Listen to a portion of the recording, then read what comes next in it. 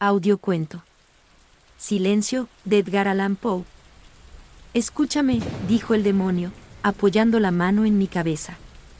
La región de que hablo es una lúgubre región en Libia, a orillas del río Zaire. Y allá no hay ni calma ni silencio, las aguas del río están teñidas de un matiz azafranado y enfermizo, y no fluyen hacia el mar, sino que palpitan por siempre bajo el ojo purpúreo del sol, con un movimiento tumultuoso y convulsivo.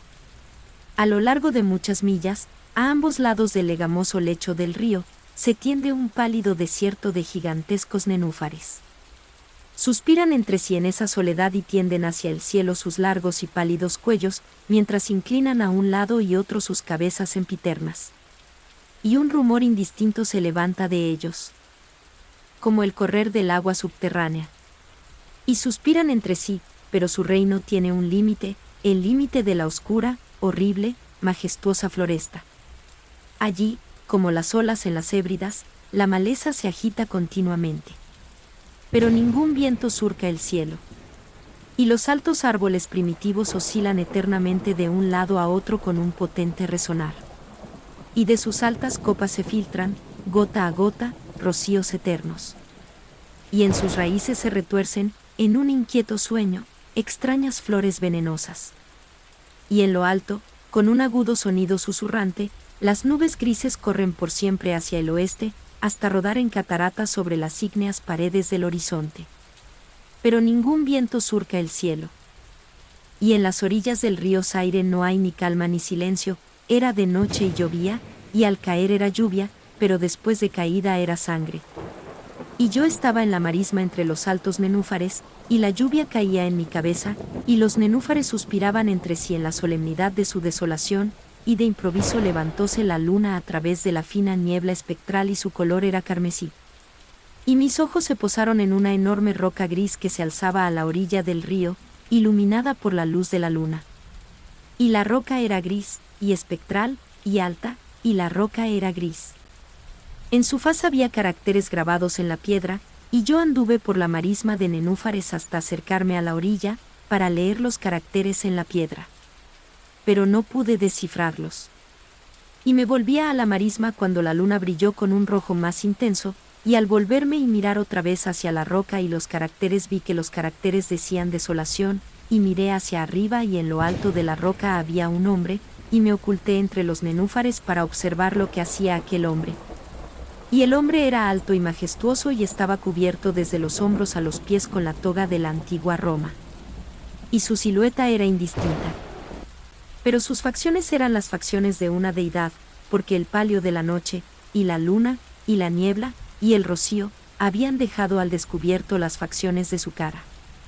Y su frente era alta y pensativa, y sus ojos brillaban de preocupación, y en las escasas arrugas de sus mejillas leí las fábulas de la tristeza, del cansancio, del disgusto de la humanidad, y el anhelo de estar solo, y el hombre se sentó en la roca, apoyó la cabeza en la mano y contempló la desolación. Miró los inquietos matorrales, y los altos árboles primitivos, y más arriba el susurrante cielo, y la luna carmesí. Y yo me mantuve al abrigo de los nenúfares, observando las acciones de aquel hombre. Y el hombre tembló en la soledad, pero la noche transcurría, y él continuaba sentado en la roca, y el hombre distrajo su atención del cielo y miró hacia el melancólico río Zaire y las amarillas, siniestras aguas y las pálidas legiones de nenúfares. Y el hombre escuchó los suspiros de los nenúfares y el murmullo que nacía de ellos. Y yo me mantenía oculto y observaba las acciones de aquel hombre. Y el hombre tembló en la soledad, pero la noche transcurría y él continuaba sentado en la roca. Entonces me sumí en las profundidades de la marisma, vadeando a través de la soledad de los nenúfares, y llamé a los hipopótamos que moran entre los pantanos en las profundidades de la marisma. Y los hipopótamos oyeron mi llamada y vinieron con los behemoth al pie de la roca y rugieron sonora y terriblemente bajo la luna. Y yo me mantenía oculto y observaba las acciones de aquel hombre. Y el hombre tembló en la soledad, pero la noche transcurría y él continuaba sentado en la roca, entonces maldije los elementos con la maldición del tumulto, y una espantosa tempestad se congregó en el cielo, donde antes no había viento. Y el cielo se tornó lívido con la violencia de la tempestad.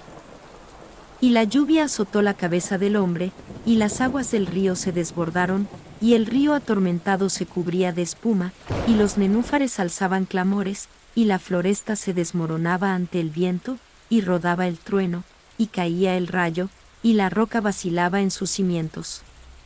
Y yo me mantenía oculto y observaba las acciones de aquel hombre. Y el hombre tembló en la soledad, pero la noche transcurría y él continuaba sentado. Entonces me encolericé y maldije, con la maldición del silencio, el río y los nenúfares y el viento y la floresta y el cielo y el trueno y los suspiros de los nenúfares. Y quedaron malditos y se callaron. Y la luna cesó de trepar hacia el cielo, y el trueno murió. Y el rayo no tuvo ya luz, y las nubes se suspendieron inmóviles, y las aguas bajaron a su nivel y se estacionaron, y los árboles dejaron de balancearse, y los nenúfares ya no suspiraron y no se oyó más el murmullo que nacía de ellos, ni la menor sombra de sonido en todo el vasto desierto ilimitado.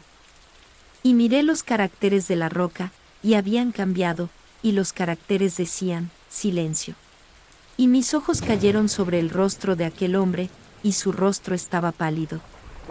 Y bruscamente alzó la cabeza, que apoyaba en la mano y, poniéndose de pie en la roca, escuchó. Pero no se oía ninguna voz en todo el vasto desierto ilimitado, y los caracteres sobre la roca decían, silencio. Y el hombre se estremeció y, desviando el rostro, huyó a toda carrera, al punto que cesé de verlo, pues bien, hay muy hermosos relatos en los libros de los magos, en los melancólicos libros de los magos, encuadernados en hierro.